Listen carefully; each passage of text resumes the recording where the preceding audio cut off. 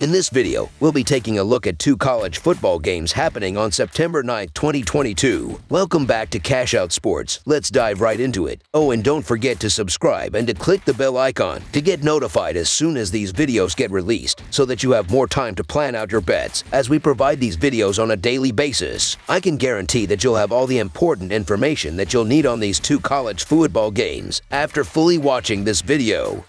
One more thing before we start. If you would like to gain access to our best exclusive betting picks to take your sports betting journey to the next level, then check out our Patreon in the link down below where we offer anywhere from 1 betting pick a day up to 10 betting picks a day and much more. Now let's get started.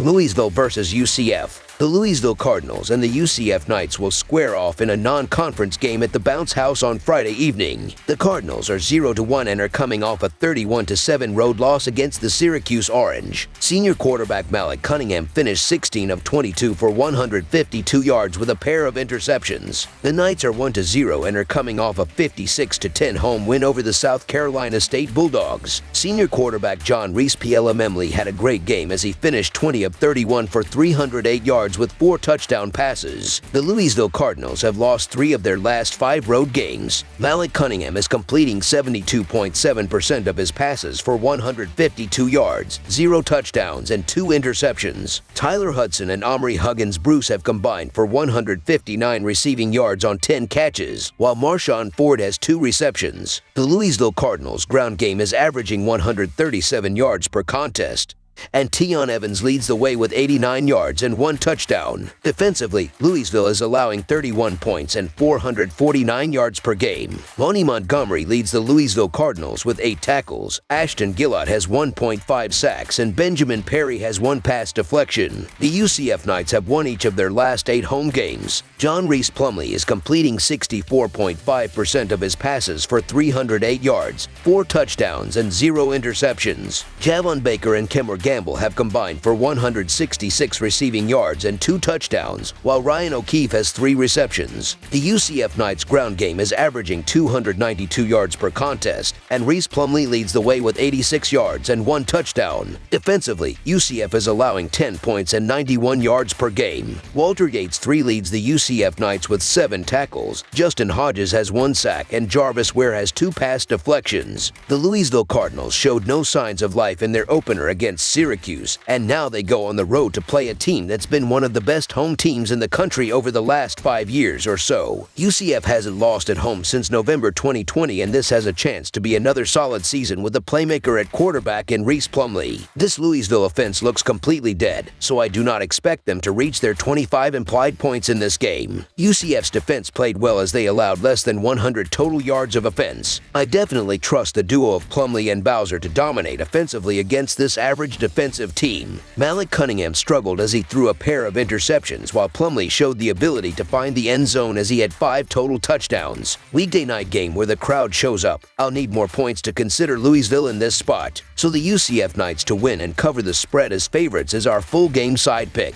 Last year, these teams combined for 77 points, and neither defense is going to remind people of Georgia or Alabama's on their best day. Louisville tends to give up a lot of chunk plays on the ground and in the air. Both quarterbacks are exceptionally mobile and they will put up points. It will likely take a half for the Cardinals to adjust to Plumlee, while Cunningham will be much sharper after last week's performance. Only concern here is the weather in Orlando. Over the projected total is our full game total pick.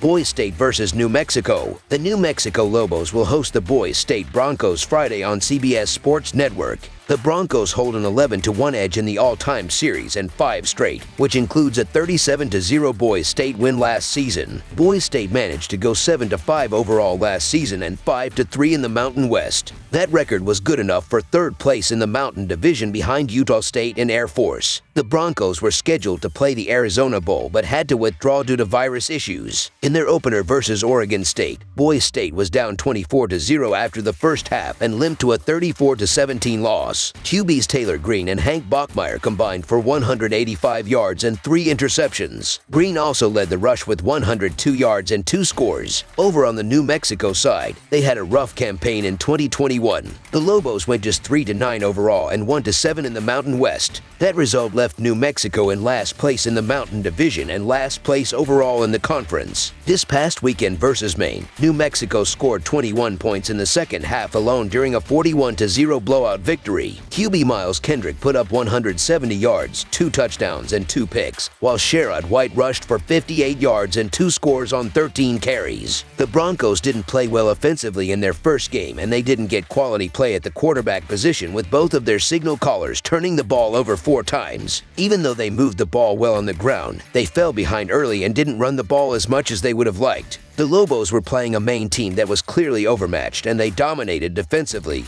holding them under 150 total yards. They were very effective against the run, holding the Black Bears to 1.1 yards per average. Even though the Broncos have a better ground attack, they will have a hard time gaining yards against Lobos. The Broncos also struggled defensively against the Beavers, especially on the ground, with their opponents running the ball 37 times while averaging 4.8 yards per carry. Things won't get easier for them in this game because the Lobos are a run-first team that kept the ball on the ground 56 times in their win over the Black Bears, averaging 4.8 yards per carry. The Lobos put up a clinic in their first outing versus an overmatched Maine squad, rolling to 437 total yards, 27 first downs, 6 yards per play, and a 9 of 12 mark on third down tries. New Mexico posted 9 penalties and a couple of interceptions, but otherwise they were stellar. As for the Broncos, they had an ugly game with the 5 turnovers and 4.6 yards per play. Boise State is better than that, but they'll need to get things together quickly. I think New Mexico can keep pace in the meantime. Plus, even if the Broncos do a better job protecting the ball, they will have a hard time blowing out the Lobos. So the New Mexico Lobos to cover the spread as underdogs is our full game side pick.